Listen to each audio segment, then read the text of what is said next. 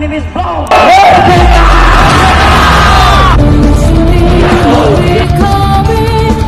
Kita buktikan bahwa mahasiswa adalah bagian penting dari perubahan dari negara ini. Di negeri permai ini berjuta rakyat bersumpah luka, anakku lulus dan sekolah. Seadil-adilnya.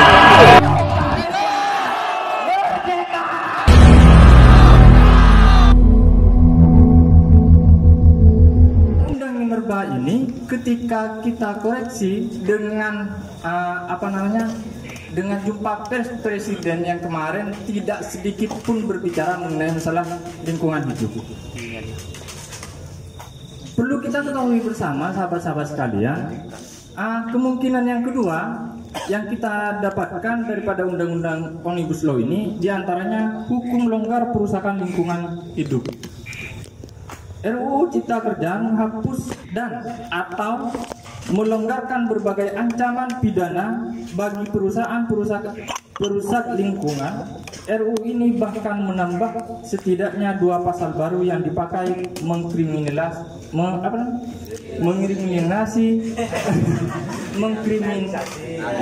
sudah kayak Mahfud MD saja ini. Ya intinya itulah. Sehingga hal ini sahabat-sahabat sekalian sudah belum ditetapkan ada di daerah Kalimantan apa Sulawesi itu kalau tidak salah sudah terjadi yang namanya tindak kriminal terhadap masyarakat adat. Nah itu sehingga hal ini kita selaku mahasiswa dan saya selaku alumni PMI juga yang dipelajari mengenai masalah NDP yang ada di dalamnya hablum minal alam, maka perlu kiranya kita benar-benar menjaga daripada lingkungan, karena bukan kita yang akan terdampak nantinya ketika perusahaan-perusahaan pertambangan dan kerusakan lingkungan hidup ini dibiarkan, maka anak cucu kita yang akan merasakan hal itu. Kemudian yang terakhir saya teringat dengan dawuhnya Gus Dur ketika berbicara mengenai masalah DPR dan Gedung Senayan, maka Gus Dur itu mengatakan bahwasanya Gedung Senayan tidak layaknya seperti halnya taman kanak-kanak. Maka hal ini Senayan di DPRD Pamekasan enggak? Semoga saja tidak. Semoga hal ini perlu kiranya kita jaga bersama mengenai masalah kerusakan lingkungan hidup yang kiranya nanti akan berdampak terhadap anak cucu kita. Maka pertanyaan terbesarnya adalah Gedung Senayan tanda tanya, kemudian Omnibus Law tanda tanya. Ada apa di balik hal itu? Karena kemungkinan besar ada beberapa investor besar daripada pertambangan ataupun daripada pelaku perusakan lingkungan hidup. Hal ini yang menjadi permainan besar daripada pemerintahan. Mungkin hal itu. Wassalamualaikum warahmatullahi wabarakatuh.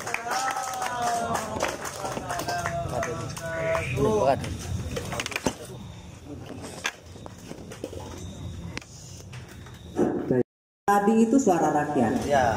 Tadi itu suara rakyat gelisah dengan isi Undang-Undang Cipta Kerja. Banyak itu ya.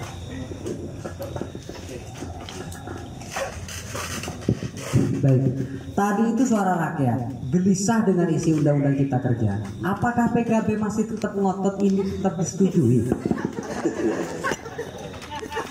Oke, kalau ini sudah diparipurnakan kemarin, nggak mungkin sesuatu yang diparipurnakan itu ditunda atau bahkan dibatalkan, kecuali nanti seperti yang saya sampaikan. Misal review. Satu.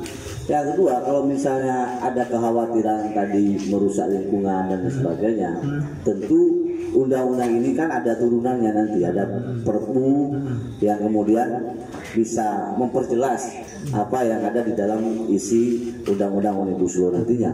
Beberapa masukan termasuk dari PBNU, dari Muhammadiyah, dari berbagai pihak nanti itu akan menjadi kajian dari pemerintah nanti ketika membuat PP yang berkaitan dengan sebagai turunan dari undang-undang Omnibus Law ini.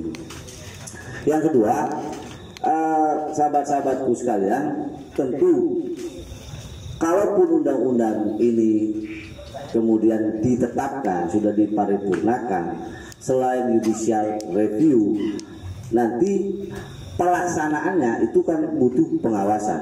Jadi pengawasan dari semua pihak, termasuk dari sahabat-sahabat TNI, dari semua kalangan, agar tidak menindas rakyat, agar betul-betul menjadi kenyamanan bagi semua, menjadi tugas kita semua untuk mengawasinya. Mengawasi. Iya. Oke. Tapi sampean sendiri setuju judicial review atau tidak? Kalau saya itu sebagai hak ya, hak judicial review itu sebagai hak siapapun boleh melakukan. Sebagai pihak yang ikut menemukan kejanggalan, layak di judicial review atau tidak? Saya kebetulan tidak pernah mengkaji ada kejanggalan-kejanggalan. Jadi Karena tidak baca, bukan artinya Ya. bukan karena PKB, bukan? Iya, enggak, sudah baca. Oh, sudah baca. Saya berdua baca sebagian sama sahabat Abdi tadi. Jadi prinsipnya Setuju judicial review ya? judicial review seperti yang saya sampaikan. Setuju. Judicial review itu bagi mereka yang menolak. Yang menolak. Sampean tidak menolak, jadi tidak setuju judicial review. Tetap begitu aja, kita awasi saja di lapangan prakteknya. Begitu. Ya silakan mau judicial, saya setuju mau judicial review, silakan. Oh, ini karena setuju itu judicial review. judicial itu hak. Setuju judicial review berarti Silakan. ikut menemukan kejanggalan. Saya tidak hanya setuju, menginstruksikan bagi mereka yang merasa keberatan dengan undang-undang Omnibus Law. Enggak, ini jawabannya cari aman terus. Jawabannya cari aman, enggak kurang puas saya. Enggak fakta ini. Enggak gini. Fakta. Sampean sendiri setuju judicial review atau tidak? Nah, Setuju. judicial review Jika setuju berarti hak. menemukan kejanggalan-kejanggalan. Itu hak. Jadi saya kira karena itu judicial itu hak konstitusional yang dilindungi oleh peraturan, oleh konstitusi kita, sah-sah saja. Bahkan saya tidak hanya setuju, saya memerintahkan bagi mereka yang merasa keberatan, kejanggal, ya silakan lakukan judicial review. Politis banget ya, jawabannya politis banget. Oke, baik, ke Kak Ismail tadi tentang lingkungan, Kak. Tentang lingkungan juga, ini tadi suara rakyat tentang lingkungan, tentang AMDAL barusan juga. Anda sendiri saya rasa bukan hanya legislator di bidang lingkungan, tapi juga pengamat di bidang lingkungan. Pandangan sampai sendiri bagaimana? Oke, terima kasih. Enggak, tadi saya mengamati host ini terlalu menohok pada ketua Ansori. Jadi apa? Kesian beliaunya begitu. Karena saya lihat dari tadi jenis kelaminnya beliau tidak jelas begitu. Benar, karena dari tadi dia mau PKB, mau nggak jelas ini. Politis banget. Jadi begini, terkait dampak lingkungan. Kalau kita undang-undang ini bisa dibatalkan dengan dua cara. Pertama adalah judicial review, kedua adalah Perpu. Perpu itu ketika presiden menandatangani undang-undang tersebut, maka presiden juga bisa membatalkan dengan Perpu. Nah, pilihan kedua, apakah tidak mungkin kemudian Presiden Insinyur Haji Joko Widodo membatalkan itu? Insya Allah kalau beliau mendengarkan aspirasi masyarakat seluruh Indonesia, beliau bisa menandatangani Perpu tersebut. Hal itu bisa dilakukan dulu ketika zamannya PSBY, ketika ada Perpu terkait dengan undang-undang pilkada. Maka karena pada saat itu SBY ingin menjaga bagaimana nilai-nilai demokrasi ini tetap tumbuh di Indonesia, maka pada saat itu beliau langsung DPR mengesahkan, diterima oleh istana, ditandatangani itu undang-undang. Setelah itu beliau mengeluarkan Perpu. Itu bisa. Yang kedua, judicial review. Apakah tidak mungkin melihat situasi dan amatan dari semua pengamat lingkungan dan lain semacamnya, kita optimis judicial review itu bisa dikabulkan oleh Mahkamah Konstitusi. Sangat pesimis sekali. Beberapa waktu yang lalu sebenarnya bukan hanya undang-undang Omnibus Law yang kontroversi, undang-undang HIP juga kemarin sama, KUHP, kemudian terakhir Minerba dan lain semacamnya itu. Tetapi karena desakan luar biasa, semua ormas bergerak pada saat itu, maka RUU HIP itu dibatalkan. Nah, ini juga saya kira ketika desakan terus dilakukan, maka tidak menutup kemungkinan Ini provokasi ini. Artinya kita harus turun jalan lagi ini. kita kan ingin suasana ini kemudian tadi yang disampaikan oleh adik kita, sahabat kita, pengamat lingkungan, mungkin kita 1 tahun, 5 tahun, 15 tahun, 20 tahun yang akan datang tidak dirasakan oleh kita. Tetapi bagaimana kemudian nanti nasib dan nasib anak cucu kita ke depan begitu. Kalau dilihat dari konstruksi RUU undang-undang, bukan lagi RUU, ini sudah jadi undang-undang omnibus law ya. Konstruksinya ini untuk investor ya. Investor siapa? Tanda tanya. Yang disediakan karpet merah di RUU ini siapa? Sahabat-sahabat bisa baca di semua media begitu ya. Asing apa dalam negeri? Asing apa luar negeri? Kalau itu dalam negeri, maka why not, kan begitu. Tetapi kalau kemudian ini menjadi karpet merahnya investor asing dan asing, ini yang berbahaya. Kan begitu ya. Kita tahu perusahaan-perusahaan besar hari ini, Freeport misalnya, masyarakat Papua, apakah hari ini dengan perusahaan besar seperti itu, tambang emas seperti itu, kerusakan lingkungan yang hari ini terjadi, apakah mereka menjadi sejahtera? Tidak. Nah, saya lagi-lagi mengutip pendapatnya Dr. Faisal Basri. Di persoalan investasi di Indonesia ini, se-Asia Tenggara, hari ini masih menjadi nomor 1. Investor kita ini masih senang berinvestasi di Indonesia. Persoalan ketenaga kerjaan itu bukan jadi persoalan yang utama, itu menjadi ranking ke-15 terkait dengan persoalan ketenaga kerjaan. Artinya tidak sebanding dengan jumlah investasi yang ada. Tidak sebanding, Tidak membuka lapangan kerja yang seluas itu, seluas besarnya investasi. Hari ini sudah berjalan, kan seperti itu. Tetapi mungkin ya saya katakan tadi, kita wallahu a'lam bishawab seperti ini kepentingan siapa, kan begitu ya. Nah, tetapi sekali lagi tadi bicara lingkungan, kita ini pemerintah daerah hari ini sejak kita reformasi ada Undang-Undang 32 2004. Kemudian dirubah lagi, terakhir adalah Undang-Undang 23 tahun 2014 tentang pemerintahan daerah. Kita ini otonomi daerah. Desentralisasi, bukan lagi sentralisasi. Tetapi ketika Undang-Undang Omnibus Law ini diterapkan hari ini, maka kewenangan pemerintah kabupaten ini akan menjadi sangat sedikit sekali. Ya. Contoh misalnya perizinan. Di perizinan ada batas waktu. Kalau investor mau masuk misalnya tanpa babibu kepada yang lain, izinnya langsung ke pusat, tidak melihat dampak lingkungan segala macam. Walaupun misalnya ada kewenangan pemerintah daerah, tapi kewenangan pemerintah daerah ini sudah ditarik semuanya. Sahabat-sahabat tahu kan Undang-Undang Minerba, bagaimana izin tambang dan lain semacam itu hari ini sudah ditarik semuanya oleh pusat. Ini sentralisasi lagi kita, bukan desentralisasi memberikan kewenangan pada pemerintah daerah, tapi semuanya diambil alih. Izin yang sebelumnya misalnya pemerintah daerah punya peran, pemerintah provinsi hari ini sudah ditarik semuanya, terutama untuk perusahaan-perusahaan besar itu. Kabupaten Pamekasan konteks lokal kita tidak cocok dengan undang-undang ini karena kita konteks lokal, kemudian kultur kita hari ini Madura khususnya masih sangat tidak cocok. Akibatnya apa nanti kalau ini undang-undang dipaksakan? Maka yang terjadi akan terjadi clash sosial di bawah. Ini yang menjadi kekhawatiran kita. Kita lihat tidak konteks yang lebih tinggi begitu ya, lokal sajalah yang kita alami, kemudian kita rasakan setiap hari sahabat-sahabat sekalian. Bagaimana ketika ini sudah diberlakukan, kita ini akan dibenturkan dengan aparat kita. Padahal bukan kepentingan kita kan seperti itu, tetapi ini dampak lingkungan yang kita alami begitu. Saya tidak perlu tanya ke Kak Ismail apakah dia ingin menganulir RUU undang-undang ini atau tidak, karena tentunya pasti menolak. Tapi saya ingin tanya ke Kak Hamdi. Ada 2 metode untuk menganulir undang-undang yang sudah disahkan. Bisa dengan mendesak presiden untuk menerbitkan perpu, atau bisa dengan kita mengajukan judicial review. Menurut Kak Hamdi sendiri terhadap undang-undang Omnibus Law ini kita kerja, metode apa yang sekiranya efektif untuk kita gunakan? Melihat presiden sepertinya menganggap bahwa setiap isu yang berkembang di masyarakat itu adalah sebagian besar adalah hoax. Tentu beliau agak berat hati untuk menerbitkan perpu. Lalu metode apa yang kira-kira pas dalam hal ini? Baik, saya rasa 2 cara ini harus kita dorong ke semuanya. Jadi yang pertama adalah bagaimana kita mendorong ke Mahkamah Konstitusi untuk judicial review. Yang kedua adalah bagaimana kita mendorong agar Presiden berani mengeluarkan Perpu. Karena begini, sekarang ini kan situasinya kacau. Yang membuat seperti ini situasinya kacau, sehingga betul apa yang disampaikan oleh Pak Kasat saudara tadi, kita harus tahu betul situasinya.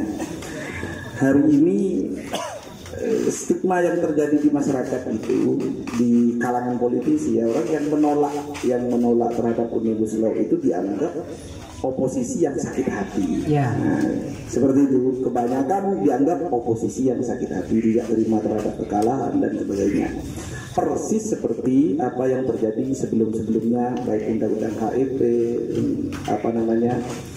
undang-undang berkaitan dengan KUHP, bukan MD3, KPK, undang-undang KPK dan sebagainya, persis seperti itu. Jadi saatnya begini, mahasiswa ini harus cerdas dalam menentukan sikap hari ini. Rumuskan apa yang akan dilakukan oleh mahasiswa, kemudian di tatanan politik, ya, sambil mendorong orang-orang yang kemudian juga searah dengan kepentingan ini agar melakukan judicial review. Saya rasa keduanya harus kita ambil.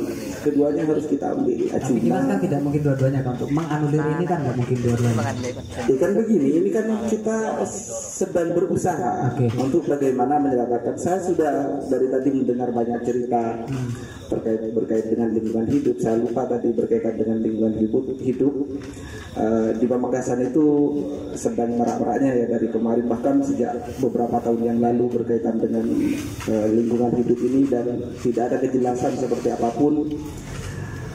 Kalau kita lihat di skala lokal saja di pantai selatan itu sudah tanah yang seharusnya menjadi milik negara atau dikuasai oleh negara sudah bersertifikat atas nama pribadi, dan itu tidak ada kejelasan sampai sekarang seperti apa. Bahkan dulu saya sama Bang Mail waktu di Komisi 1, Bang Mail saya masih belum ada di kantor DPRD, sempat sudah melayangkan surat ke Walhi, ke Ombudsman dan sebagainya untuk bagaimana menangani. Tapi kalau hemat saya begini, kalau perubahan itu yang disebut perubahan itu, kalau menurut saya adalah perubahan ke arah yang lebih baik. Kalau berubah ke arah yang lebih buruk itu bukan perubahan, namanya itu pengrusakan. Tentunya ini harus didengar oleh pemerintah. Kalau kiranya sekarang kan ini bukan hanya didengar ya, bukan hanya didengar oleh pemerintah, termasuk PKB juga tidak hanya mendengar, tapi kemudian ini dilaksanakan, apa keinginan rakyat ini dilaksanakan, diakomodir loh, kepentingannya diakomodir meskipun tidak keseluruhan kepentingan. Kita sortir mana yang kepentingan orang yang sakit hati, kalau memang ada kepentingan orang yang sakit hati karena kalah pilpres dan sebagainya, karena memang stigmanya di model seperti itu sekarang, atau kemudian yang lain. Kita sortir dulu mana yang betul-betul ansih ini membela kepentingan masyarakat dan mana yang tidak, tapi mengompori dan sebagainya. Nah, untuk hal-hal yang seperti itu, untuk hal-hal yang kemudian karena sakit hati dan sebagainya, saya rasa itu wilayahnya kepolisian lah. Kita tahu sendiri seperti apa. Namun dua cara ini harus kita tempuh.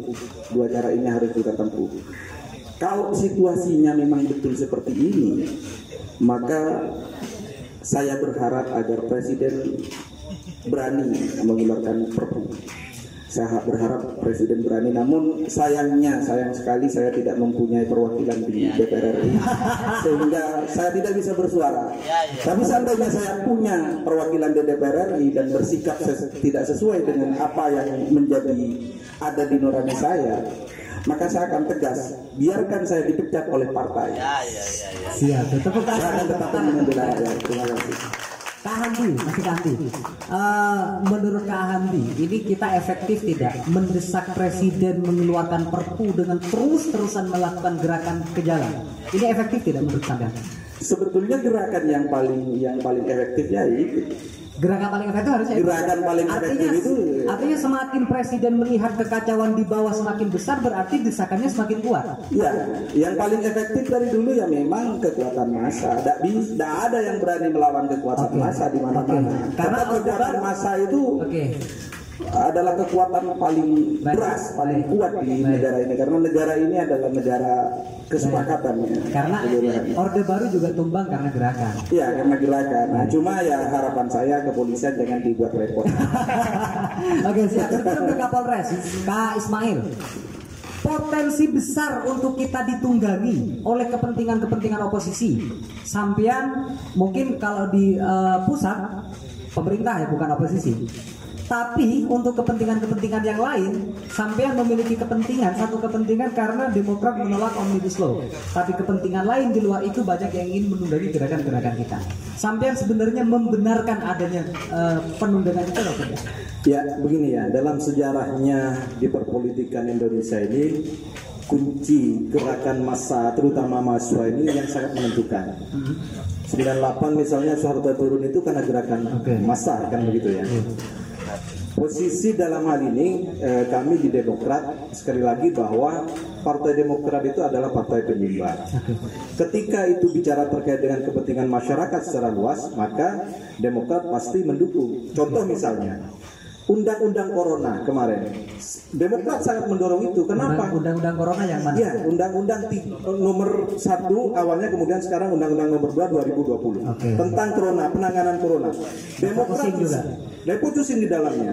Demokrat sangat mendorong itu kepada pemerintah karena situasinya kita seperti itu. Karena di dalamnya ada jaring pengaman sosial, kemudian bagaimana kemudian masyarakat ini bisa dibantu di situasi seperti ini, kita mendorong itu. Nah, intinya tadi bahwa sikap Demokrat ini jangan kemudian diartikan sikap oposisi yang membabi buta, tidak. Tapi ilmiah. Sangat ilmiah, kajiannya jelas, kemudian apa yang dilakukan jelas, begitu. Ketika untuk kepentingan masyarakat secara umum, secara luas, Demokrat ada di depan. Tapi sampai melihat kita ditunggangi tidak? Gerakan mahasiswa ditunggangi tidak? Saya kira dari dulu di konteks manapun negara-negara hari ini, ada beberapa negara Thailand, kemudian negara-negara hari ini yang juga dilanda demo ya, di Asia Tenggara, kemudian di Eropa. Sikap tunggang menunggangi ini saya kira sudah biasa. Saya kira sudah biasa begitu. Tinggal yang ingin menunggangi itu siapa, kan begitu. Yang ditunggangi siapa? Yang penting ini kepentingan untuk kepentingan masyarakat. Karena ini politik, konteksnya adalah politik. Politik itu adalah kepentingan, kan begitu. Tetapi Demokrat selama ini bahwa politik santun itu terus dikedepankan, begitu ya. Oke, Kak Ismail, melihat ada penunggangan, karena tadi dikatakan sudah biasa, melihat ada penunggangan, kira-kira boleh saya sebutkan satu saja kelompok yang menunggangi gerakan kita kemarin siapa? Kita tidak tahu persis ya, karena kalau saya menyebutkan berarti saya menuduh. Saya bisa sama teman-teman. Enggak, bukan menuduh. Ini forum apa sih sebenarnya yang kira-kira tidak terkena hukum ITE? Forum apa ini kira-kira? Kena ITE nggak sih kita kalau kita menyebutkan hari ini? Karena begini, kemarin itu yang bergerak buruh ya, mahasiswa. Kemudian ada ormas-ormas juga. Saya kira di lain itu tidak ada. Yang menunggangi kira-kira siapa? Inisialnya yang sampai tahu siapa? Saya tidak tahu. Tidak tahu. Tapi ada yang menunggangi. Tidak paham juga. Kalau hanya isu-isu yang bergentayangan, saya kira banyak itu. Tetapi kan faktanya tidak ada. Oke. Kalau untuk skala nasional yang menunggangi gerakan mahasiswa ada tidak? Atau mungkin kepentingan yang menunggangi apa? Kepentingan politik kah? Kepentingan agama kah? Kepentingan keyakinan kah? Budaya sosial kah? Tergantung yang mau menunggangi. Enggak, pengamatan sampean untuk di skala nasional. Persoalannya biasanya politik saja saya kira. Politik ya? Ya. Politik. Bisa saja untuk kepentingan 2024 boleh. Saya kira. Kan begitu ya. Oke. Ya. Baik, terima kasih. Nah, sampai terakhir, sampean sebagai pihak dari yang menolak Omnibus Law, melihat PKB yang setuju dengan itu, pesan moral sampean untuk PKB apa? Harus gentle itu saja. Harus gentle ya. Jangan kemudian tidak punya jenis kelamin begitu. Artinya kalau memang betul-betul menemukan kejanggalan, ya terbuka gitu ya. Betul. Oke. Jadi Kak Safi, menemukan kejanggalan sebenarnya atau tidak? Pakai ansur lah. Kok pakai answer? Menemukan kejanggalan atau tidak? Oke, jujur Kak, jangan pakai bahasa politis. Saya mohon, ini terakhir ya. Ini segmen terakhir. Kita tidak ingin mendengar bahasa-bahasa politis, statement politis. Harus tegas. Sampean menemukan kejanggalan dalam Undang-Undang Cipta Kerja atau tidak? Karena saya tidak dalam rangka mengkritisi itu ya. Sama sih aja. Ya, oke.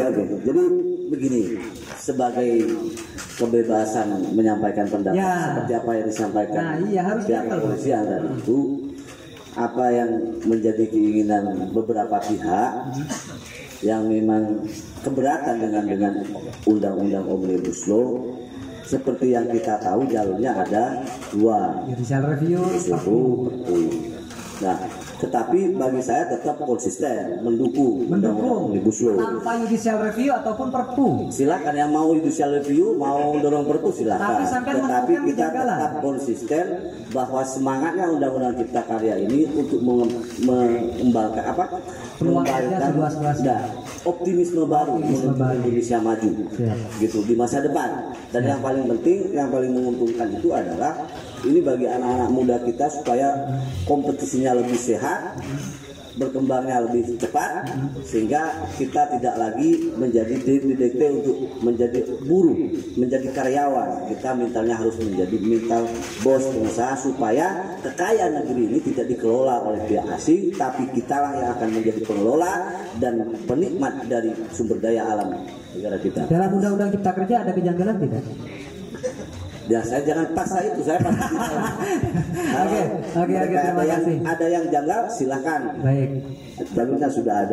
Baik. Oke, terima kasih. Tepuk tangan dulu buat semua narasumber kita hari ini. Dari audiens mungkin ada lagi yang ingin disampaikan. Ya, silakan nih, sahabat. Alam. Dan apa? Demi.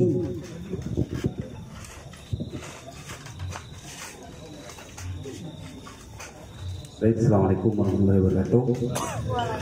Yang saya hormati anggota DPRD Kabupaten Pamekasan dan juga dari pihak kepolisian beserta sahabat-sahabat kawan-kawan yang sudah hadir pada malam hari ini. Oke, langsung saja mengingat dari beberapa hal yang memang disampaikan dari tadi terkait ekonomi. Ini kan intinya Undang-Undang Cipta Kerja, optimisme baru. Bahasa dari Kak Safi itu memang urusan ekonomi begitu kira-kira. Terus untuk lingkungan hidup pun juga kita harus pedulikan. Nah, kita ngomongin membahas terkait ekonomi, sebenarnya tolak ukur, karena memang saya fakultas ekonomi begitu kira-kira, tolak ukur kemajuan ekonomi itu bukan lantas kita kaya, tidak, tapi perputaran uang, perputaran ekonomi itu cepat. Namun yang saya lihat ternyata dengan adanya Undang-Undang Cipta Kerja atau yang kita kenal dengan Omnibus Law itu malah menghambat persoalan itu. Kita lihat di skala lokal saja di daerah Kabupaten Pamekasan, kalau kita memang mau memajukan ekonomi dalam urusan pertanian saja, pedagang-pedagang sayur di daerah Pamekasan itu tangkulannya masih ke daerah Malang, Kediri. Loh, gimana perputaran ekonomi di Kabupaten Pamekasan itu cepat kalau tidak ada penyerapan dari pihak Kabupaten Pamekasan? Itu untuk perputaran ekonomi yang cepat. Kalau kita bandingkan ekonomi maju atau tidak, Pamekasan dibandingkan dengan Surabaya, kenapa lebih maju Surabaya? Karena uang yang kita dapat dari tiap-tiap kabupaten di Madura khususnya belanjanya masih ke Surabaya. Itu yang menyebabkan kemerosotan ekonomi di Kabupaten Pamekasan. Itu untuk kemajuan ekonomi. Yang kedua, ini pemanfaatan SDM yang kurang maksimal. Dengan adanya Undang-Undang Cipta Kerja, oke lah, kita sepakati dalam jangka pendek, saya kira untuk lebih memaksimalkan kemajuan ekonomi, tapi dalam jangka pendek saja.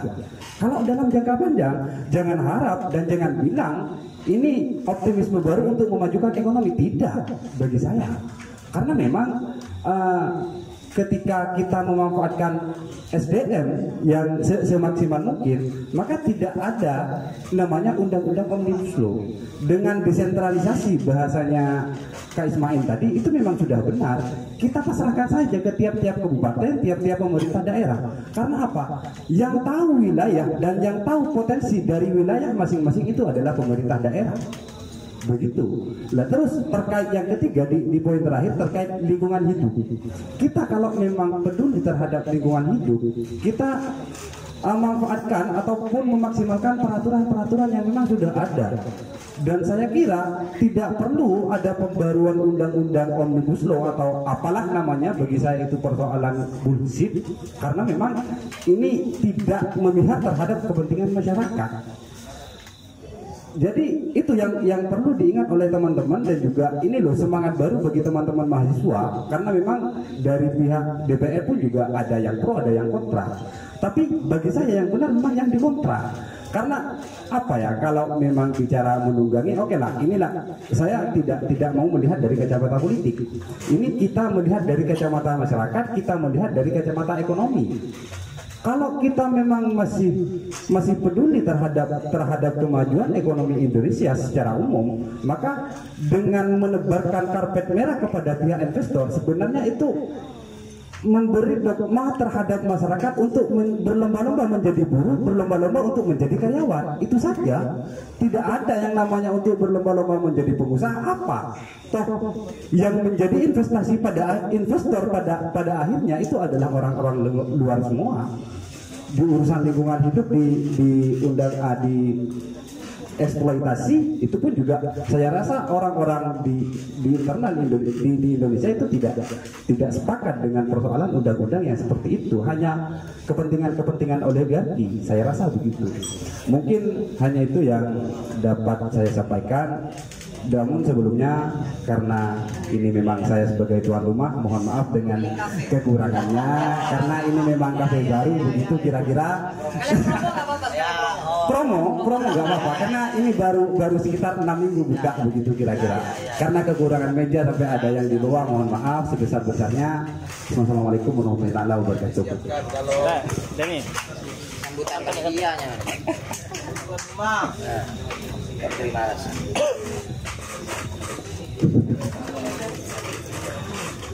Assalamualaikum warahmatullahi wabarakatuh. Saya ingin menanyakan kepada Kak Hamdi. Jikalau barusan dikatakan bahwasanya mengenai RUU Cipta Kerja ini ada kecacatan formil, yang mana kita tahu dalam tradisi ilmu hukum itu adalah Omnibus Law itu biasanya digunakan dalam negara yang menggunakan common law system, sedangkan Indonesia itu menggunakan civil law. Dan itu diperjelas lagi dalam Undang-Undang pasal 10 Undang-Undang nomor 12 tahun 2011 mengenai pembentukan undang-undang, yang di situ dari poin-poin yang terdapat dalam undang-undang itu tidak sama sekali tidak ditemukan yang namanya multi regulasi. Nah, tentunya RUU Cipta Kerja ini melanggar ketentuan pasal 10 nomor 12 tahun 2011 itu. Yang saya tanyakan, apa sanksi dari bentuk pelanggaran itu? Nah, yang kedua saya ingin mengkritik Kak Ismail, karena ini adalah, kita ketahui ini adalah mimbar akademis. Barusan ketika ditanya oleh host mengenai apa juga yang menjadi alasan sehingga Demokrat itu menolak, salah satu argumen yang disampaikan itu kalau kita kaji dalam ilmu logika, di situ ada satu argumen yang disampaikan itu logical fallacies, kesesatan dalam berpikir. Bentuk spesifikasinya adalah argumentum appel to authority, berargumen karena ada sekelompok orang yang juga menolak. Barusan bisa kita mungkin ada yang merekam, bisa kita putar ulang lagi. Beliau menyampaikan pendapat karena bentuk sebutan beliau, karena dari Nahdlatul Ulama sudah tentu ada tokoh-tokoh yang membahas mengenai Omnibus Law ini dan mereka menolak, sehingga itu yang dijadikan argumen. Nah, sehingga mengenai polemik Omnibus Law ini, RUU Cipta Kerja ini, bagi kami itu sanksi sebetulnya. Dalam arti kata-kata dinilai kontroversi di situ kebenarannya bersifat subjektif, bukan bersifat objektif. Padahal ini kan undang-undang. Loh kenapa kok persepsinya ini beda-beda? Jangan-jangan dari pihak Demokrat itu nggak paham sehingga menolak, atau mohon maaf juga dari yang pihak PKB itu ya sama-sama nggak paham juga tapi mendukung gitu loh. Karena kebenarannya ini bersifat subjektif, Mas. Nah, jadi dari tadi saya mulai kebingungan untuk nanyain terkait Omnibus Law ini, Cipta Kerja ini betul-betul tidak memihak pada masyarakat atau gimana sih? Karena barusan sama dari Kak Syafi sama juga Kak Ismail itu mengatakan sudah baca sebagian. Jadi saya pengen tahu loh. Saya jadi kepo. Dari yang dibaca itu ada nggak kalkulasi, oh ini yang positif gitu loh, yang ini loh yang negatif. Pertanyaan ketiga ke Bapak yang Kasat ya? Kasat Sabara, mengenai tentang bentuk represif oknum. Saya lebih suka nyebutnya oknum. Itu yang jelas sudah banyak teman-teman bahkan masyarakat sudah banyak mengetahui bahwasanya oknum kepolisian itu sekarang sering ada yang mukul massa gitu. Yang jelas itu bentuk pelanggaran HAM. Dan yang ingin saya tanyakan, apa sanksi bagi mereka-mereka yang ketahuan memukul massa? Baik, terima kasih. Assalamualaikum warahmatullahi wabarakatuh.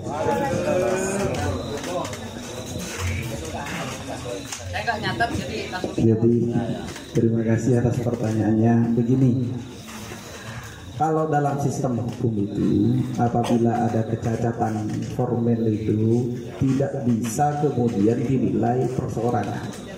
Nah, cacat hukum itu yang bisa menilai bahwasanya itu cacat hukum atau tidak hanya satu, yaitu diuji.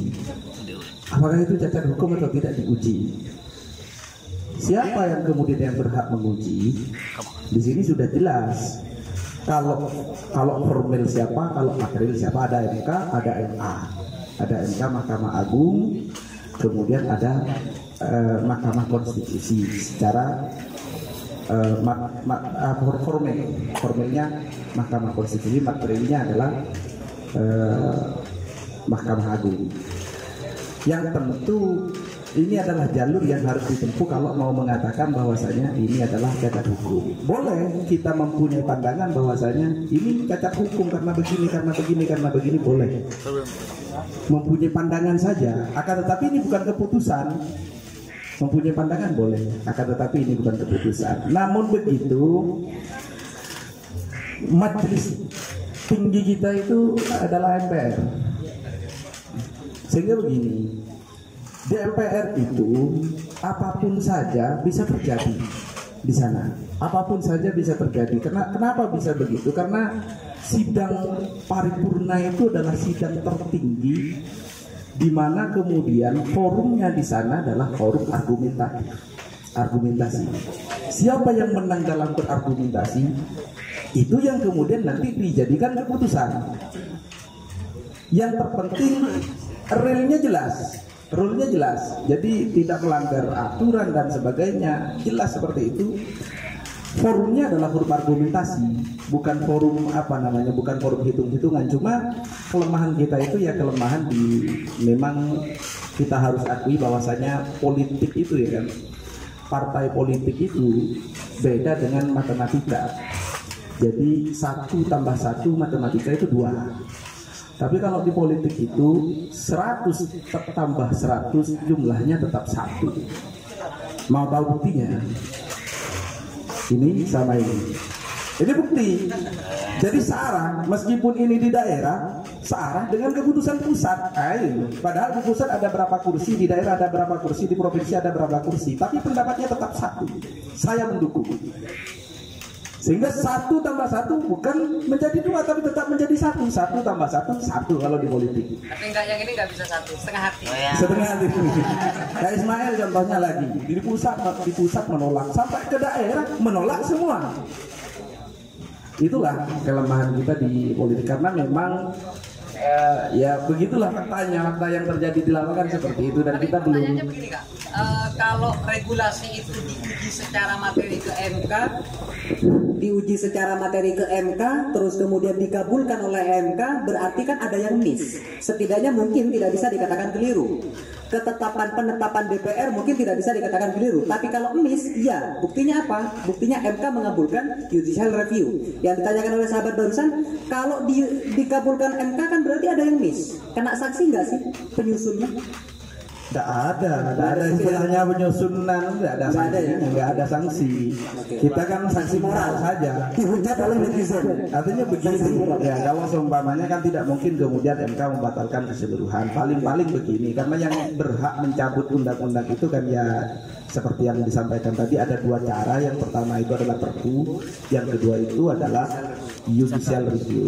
Kalau di judicial review kemudian ditemukan adanya kejanggalan-kejanggalan atau ada aturan-aturan yang bertentangan dengan undang-undang yang di atasnya, tentunya kalau undang-undang ini yang di atasnya adalah undang-undang dasar, kemudian TAP MPR kalau masih berlaku, kayaknya kemarin sudah mulai goyang-goyang juga itu TAP MPR kan.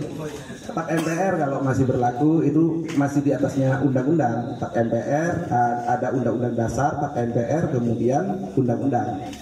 Nah, kalau ada yang bertentangan dengan yang di atasnya dengan peraturan yang lebih tinggi, biasanya MK membatalkan. Tapi tidak membatalkan undang-undangnya. MK biasanya membatalkan poin per poin. Jadi pasal berapa yang kemudian dianggap bertentangan dengan yang di atasnya itu yang kemudian dihapus oleh MK.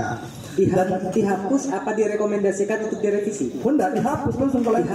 Dihapus. Tidak ada rekomendasi kalau MK itu langsung menghapus karena kewenangan MK memang menguji sebuah undang-undang itu memang kewenangan MK, dan MK juga mempunyai kewenangan untuk mencabut pasal-pasal yang ada di undang-undang tersebut yang bertentangan dengan peraturan yang di atasnya. Begitu. Cuman kalau saya perjelas lagi, kalau urusan ini cacat formel, cacat material dan sebagainya, boleh kita mempunyai pandangan seperti itu, namun itu bukanlah sebuah fakta sebelum kemudian ini diuji. Tetap harus diuji. Cara pengujiannya ya harus dibawa ke pengadilan, lembaga peradilan. Kalau yang menguji undang-undang itu ya MK atau MK. Tapi kalau cacat material mungkin lebih kepada substansi hasil pembahasan. Cacat formil ini sepertinya menurut saya lebih parah karena lebih kepada prosedur pengesahan.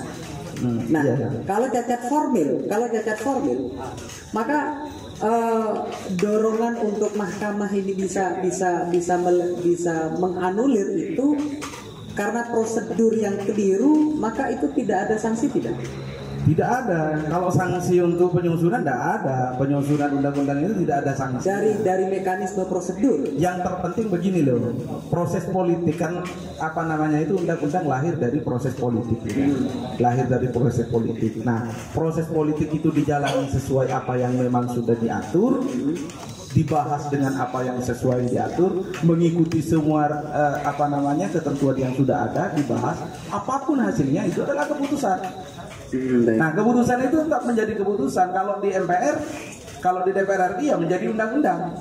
Kalau itu menyangkut melalui persetujuan dengan pemerintah. Kalau di daerah menjadi perda. Kecuali tidak menjadi undang-undang itu hanya ketika ini menyangkut DPR RI, tidak berhubungan dengan pemerintah. Contoh peraturan tentang tata tertib DPR. Nah, itu tidak menjadi undang-undang meskipun dibahas di paripurna. Kenapa? Karena itu tidak dibahas bersama-sama dengan pemerintah. Karena persyaratan menjadi undang-undang itu harus dibahas bersama-sama dengan pemerintah. Kalau tidak dibahas bersama-sama dengan pemerintah, ya menjadi peraturan DPR. Kalau pemerintah yang membahas biasanya menjadi PP, peraturan pemerintah menjadi peraturan. Nah, kalau itu adalah karena di sini presidensil, sistemnya adalah presidensil, maka perlu kemudian kita ketahui bersama bahwasanya presiden sebetulnya mempunyai kekuatan yang sangat besar dalam menganulir sebuah peraturan dan sebagainya. Namun tentu mekanismenya ya harus mengeluarkan peraturan pemerintah pengganti undang-undang. Cuma persyaratannya begini, Perpu itu bisa keluar itu kalau kondisinya kondisinya chaos, krusial sangat sekali. Ini membahayakan ini. Kalau tidak dikeluarkan Perpu maka ini kacau negara. Nah ini baru kemudian keluar Perpu seperti kemarin masalah COVID. Masalah COVID itu kemudian keluar Perpu nomor 1 tahun 2020. Karena memang kondisinya sudah kacau. Kalau ini tidak cepat ditangani, Presiden masih mau mengusulkan undang-undangnya ke DPR RI, mau dibahas ini sampai kapan kemudian pemerintah mau melaksanakan penanganan COVID-19 ini. Maka kemudian diambillah kebijakan Presiden mengeluarkan Perpu. Cuma memang fungsi dari mahasiswa itu yang memang harus jalan. Di setiap kebijakan itu ya harus meneliti. Kita tidak boleh munafik, kita tidak boleh munafik berkaitan dengan bahwasanya ada orang yang menunggangi di sini. Cuman bahasa menunggangi itu ya perlu diperjelas lagi. Yang disebut menunggangi kalau menurut saya itu yang mengambil keuntungan pribadi. Kalau yang menunggangi itu adalah rakyat, ya tidak ada persoalan. Mahasiswa demo ditunggangi, siapa yang menunggangi? Rakyat. Oh ya tidak ada persoalan, mau kepentingan rakyat ini kan begitu. Yang menunggangi buruh. Nah, yang menunggangi buruh itu rakyat, ini tidak ada persoalan. Yang menunggangi yang berbahaya itu kalau yang menunggangi cari pamor mau nyalon presiden, itu baru menunggangi. Atau kemudian yang menunggangi itu mau menguangkan. Kalau nyalon bupati boleh? Tidak boleh. Yang mau calon bupati semuanya tidak boleh. Kalau seperti itu. Tapi sejauh apa yang pernah kan saya kan juga pernah di PMI juga dulu kan. Kalau kita itu membahas persoalan tukang menunggangi itu biasanya begini. Loh ini setiap gerakan itu, setiap apa yang kita lakukan, kalau berkaitan dengan protes terhadap pemerintah atau terhadap apapun saja, itu pasti ada dua sisi yang berbeda. Pasti ada orang yang diuntungkan, pasti ada orang yang dirugikan. Dan itu tidak bisa dinafikan, itu pasti terjadi seperti itu. Setiap apa yang kita lakukan pasti ada orang yang diuntungkan kalau itu berkaitan dengan protes. Pasti ada orang yang diuntungkan dan pasti ada orang yang dirugikan, dan itu fakta. Tidak bisa kita hindari, tidak bisa kita hindari. Nah, tinggal kita memilih dengan sangat bijak. Kita mau di sisi yang mana sekarang? Mau menguntungkan si ini, merugikan si ini, atau merugikan si ini dan menguntungkan si ini? Itu saja pilihannya. Tapi saya rasa begini, koalisi yang paling bagus itu adalah koalisi bersama rakyat. Terima kasih. Siap, baik. Koalisi paling bagus adalah koalisi bersama rakyat. Tepuk tangan dulu buat Kak Hamdi. Singkat dari Kak Ismail, jawaban dari sahabat barusan sekaligus closing statement juga dari Kak Ismail. Oke, terima kasih sahabat barusan yang tanya, apakah Demokrat tidak melakukan kajian secara detail? Kajiannya sangat detail. Kenapa kemudian tadi saya mencontohkan ormas? Karena kalau saya berbicara floor terkait persoalan fraksi di Demokrat kenapa kemudian menolak, oh ini kepentingannya terlebih kentara, kepentingan politik kan begitu. Seandainya hanya Demokrat yang menolak, ini kemudian kan diikuti oleh semuanya. Makanya tadi saya menyampaikan sahabat, saya mencontohkan dua ormas terbesar sebagai representatif rakyat Indonesia hari ini saya kira. Ya, itu mungkin jawaban saya tadi. Kajiannya lengkap. Kami mohon maaf, 3 hari yang lalu saya virtual dengan Bang Hinca. Kemudian beliau juga yang ada di dalam panja tersebut.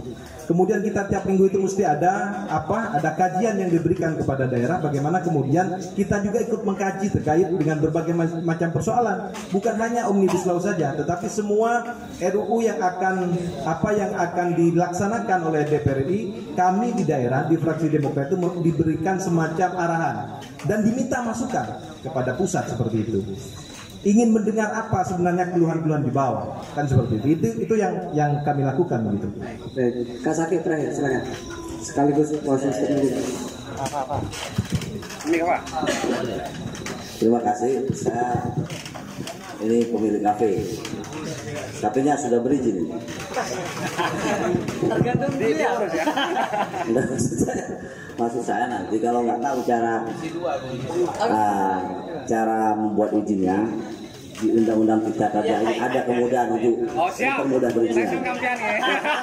Karena langsung saya sebut ini bukan wawancara sekaligus menjawab apa yang pertanyaan ini. Jadi ngapain saya baca semua kalau tidak solutif ya kan? Tuh yang kedua ya. Yang kedua tadi diciptakan. Nah sekarang pertanian misalnya, pedagang sayur juga dikuasai oleh orang-orang kaya bahkan orang luar. Nah saatnya ini sahabat-sahabat yang sarjana pertanian saya undang untuk jadi pengusaha. Kebetulan di pemerintah daerah Kabupaten Pamekasan dibuka 10.000 pengusaha baru. Nah ini WUB, jadi ini jawab lagi-lagi solutif. Jadi saya tidak ingin berwacana baca undang-undang solutif. Besok teman-teman pertanian, alumni pertanian yang sarjana pertanian besok harus jadi pengusaha biar tidak dikelola oleh orang luar itu, dan izinnya akan dipermudah melalui undang-undang diskusi. Ya saya kira itu ya. Jadi tapi yang pasti sahabat-sahabatku sekalian, kita sebagai mantan aktivis yang ada di politik hari ini tidak dalam rangka membungkam beberapa dinamika yang disampaikan, bangun ada opini ini. Sebagai mantan aktivis kita, kalaupun seperti apa yang disampaikan sahabat Ramli dan sahabat Ismail, saya tidak jelas jenis kelaminnya, karena untuk bisa menyenangkan banyak orang itu harus begitu, harus mencintai banyak orang. Nah, yang pasti forum-forum seperti ini menjadi solusi daripada kita harus berdemonstrasi. Saya tidak dalam rangka mencegah atau memerintahkan kepada polisi untuk bawa pentungan bagi mereka yang berdemonstrasi, tetapi cara-cara yang edukatif seperti ini akan lebih substantif. Bagaimana kita menyampaikan secara objektif apa yang menjadi kritikan kita, dan jawaban-jawaban yang solutif yang tentu akan dijawab oleh tim materi. Jadi saya kira itu. Terima kasih. Selanjutnya yang terakhir ya. Ya terakhir Pak Kasat. Pak Kasat ini terakhir sekaligus closing Pak Kasat. Tapi saya mau tanya dulu sebentar Pak. Polisi itu sebagai aparat keamanan, kalau lagi ada gerakan demo-demo menolak undang-undang, polisi itu menyadari tidak sih bahwa undang-undang ini memang harusnya ditolak gitu. Ada ini Pak, terlepas dari peran sebagai polisi gitu. Ini bener nih, harus ditolak nih. Ada begitu nggak sih Pak?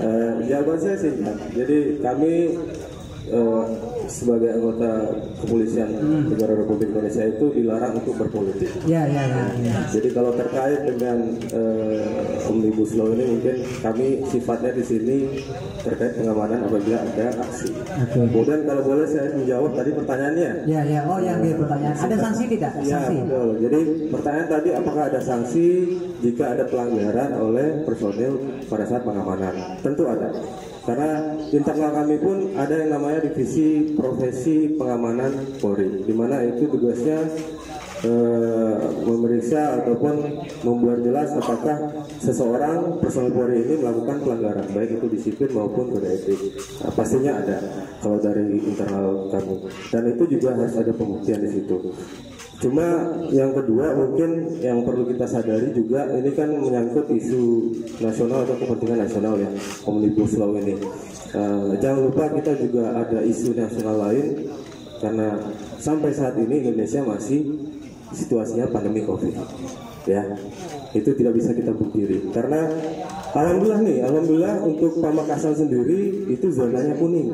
Untuk Madura itu saya terakhir lihat data laporan dari Satgas Gugus Tugas itu sore tadi, itu cuma Semenep yang orange. Jadi untuk dari Bangkalan, Pamekasan, Sampang, Pamekasan itu alhamdulillah kuning. Dan ini juga perlu dukungan dari berbagai elemen masyarakat, termasuk sahabat-sahabat dari mahasiswa. Ya, jangan dilupakan di situ. Itu saja mungkin tambahan dari saya. Terima kasih. Harapan untuk aksi-aksi berikutnya? Harapannya, saya yakin dan percaya kalau mahasiswa yang gerak itu pure, murni memang aspirasi rakyat yang dikawal. Terbukti kemarin 8 Oktober PMI Pamekasan itu aksinya itu tertib, ya, tidak ada pergeseran aksi yang anarkis, dan tidak ada perbuatan melakukan ataupun melanggar hukum. Saya yakin dan percaya, apalagi di sini kita sama-sama di Kabupaten Pamekasan. Saya orang baru, Pak Kasat Reskrim orang baru, Pak Kapolres orang baru. Kita menemukan dan belajar di sini kultur budaya yang yang mungkin berbeda dari daerah sebelumnya yang kita pada saat kita berdinas. Mungkin itu, terima kasih. Mumpung lagi disaksikan semua mahasiswa, wakili sebagai representasi dari Polres. Berani janji tidak mukul kita. Insya Allah kita akan melakukan pengamanan terhadap aksi yang dilakukan oleh baik itu masyarakat maupun elemen mahasiswa itu sesuai dengan tahapan-tahapan yang diatur dalam internal kita, SOP kita. Insya Allah bisa. Siap. Terima kasih Pak Kasat. Baik sahabat-sahabat sekalian, terima kasih. Dari PBB Kak Hamdi sendiri jelas sepakat untuk ini kita ajukan judicial review mengenai Undang-Undang Omnibus Law Cipta Kerja yang dinilai ada kejanggalan. Bahkan beliau sendiri juga menegaskan bahwa mendesak presiden untuk mengeluarkan perpu paling efektif adalah dengan aksi demonstrasi. Begitupun dengan Kak Ismail dari pihak Demokrat, bahwa gerakan mahasiswa menjadi alternatif terakhir untuk membuktikan kepada pemerintah bahwa undang-undang ini justru meresahkan. Namun sayangnya malam ini kita tidak berhasil menegaskan PKB bahwa hari ini sedang berada di pihak mana. Tapi yang terpenting Omnibus Law memiliki manfaat yang besar begitu. Terlepas dari solutif, terlepas dari ketidakjelasan ada cacat ataupun tidaknya begitu ya. Oke, terima kasih. Dan juga dari Polres, terima kasih karena sudah berkomitmen untuk menjaga kondusivitas Kabupaten Pamekasan, terutama menjaga keamanan aksi demonstrasi. Kami ucapkan terima kasih. Dan ya kepada seluruh tamu undangan peserta yang hadir juga kami ucapkan terima kasih. Narasumber Kak Ismail, Kak Hamdi, terima kasih Kak Safi, Pak Kasat, terima kasih. Mohon maaf kalau ada kata-kata yang mungkin yang kurang berkenan. Pak Kasat Reski, salam hormat Pak. Terima kasih. Saya Ali Wafa mohon pamit undur diri. Terima kasih atas kebersamaannya malam ini. Wallahul muwaffiq ila aqwamit thoriq. Wassalamualaikum warahmatullahi wabarakatuh. Waalaikumsalam warahmatullahi taala wabarakatuh.